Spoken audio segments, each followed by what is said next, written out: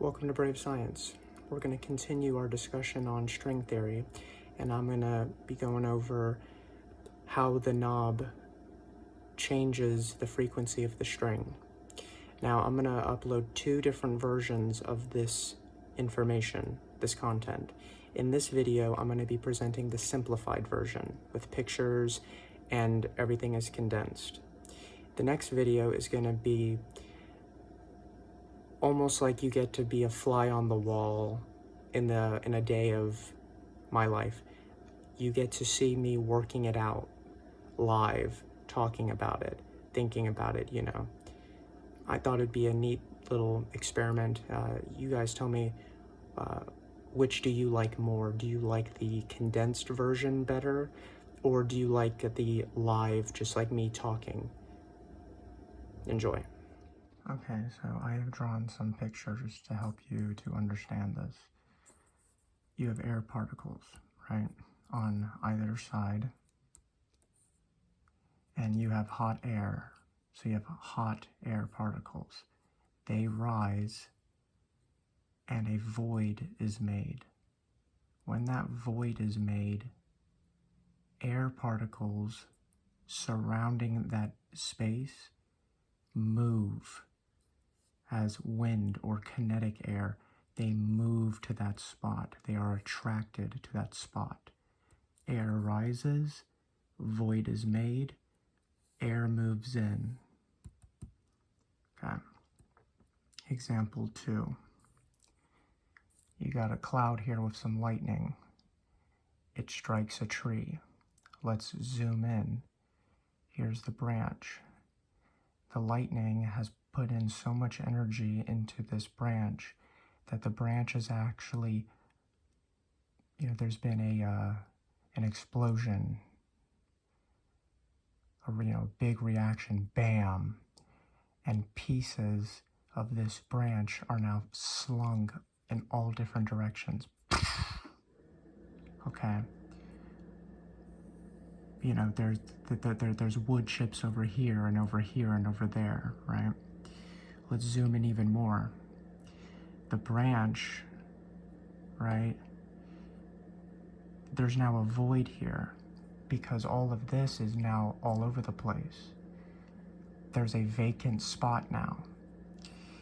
The surrounding oxygen is attracted to that vacancy, to that void. It moves in just like the air particles move in when hot air rises and a void is made. And when oxygen does that, you get fire, and then there's smoke. Okay, look at this bottle opener. It's metal. It's the same principle. If I was to take fire, or if I was to heat this piece of metal in some manner, if I was to heat it from this side, this would become hot. The entire piece would become hot from this side, and the heat would creep all the way here, because there is a difference. This side is hot, and all of this is not hot. Heat is attracted to colder regions. Vacancy. Okay, well, let's go on an even grander scale. You have a planet, you have a star. By means of gravity, the star is attracted to a black hole. A planet is attracted by means of gravity to a black hole. And this would even be the case for, you could draw another example where it's a star, right? Like Earth is attracted by means of gravity to the sun, which is a star. But I choose a black hole in this instance because it's just larger, more powerful. So both the planet and the star are attracted to the void with the black hole. See, all of that matter and energy has been condensed, right? Now this is what's interesting. Okay, so just like the air particles are attracted to this void, and then because hot air has risen, and you have smoke here, what does the black hole produce? Or at least, they say, information. I'm not sure about this as like how it corresponds with, that and that, but it's all the same. Star, planet, attracted to the void, to the vacancy. Okay, now let's go to the main thing. Strings. You have the string.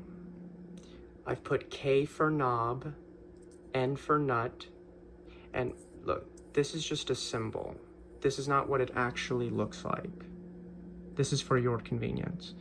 And then I have these, lines here, and then B represents, the body, the membrane, the component of the string that communicates and connects, holds together the other three, okay? The string. Here's another string. A void is made, and the strings are attracted to the void. And when they get there, ting, ting, ting, subatomic particles are made. What I was thinking is that the strength of the void, or the vacancy, is proportional to the frequency of the string. Or rather, I should say, it's proportionate to the frequency that the knob tunes at. So, the greater the strength of the void, the higher the frequency. The lower the strength of the void, the lower the frequency. That's what I've been thinking thus far. That'll probably change, but I know that the sounding of the strings has to do something with this behavior. Everything behaves like this in nature. There's a void and then the attraction to it. We've gone over, astrophysics, we've gone over thermodynamics, gas particle dynamics. It all is the same. But also, I want to say, we know what that is. It's wind, or kinetic moving air. We know that. We know what this is. That's gravity. I don't know what this is. So actually, what I'll do is, I'll draw a little question mark. What is that? What would you call this? And this, what is that? So just for a very, very quick review so that we can get to the main video. In the environment, a void is made. The string's body or membrane senses that this has happened, that there's a void. It becomes attracted and moves to this place, and it communicates to the knob to change the frequency of the string to correspond to and compensate for this trip to the void. Okay, void made. Commander, set the frequency to 700 hertz. Yes, sir. Okay.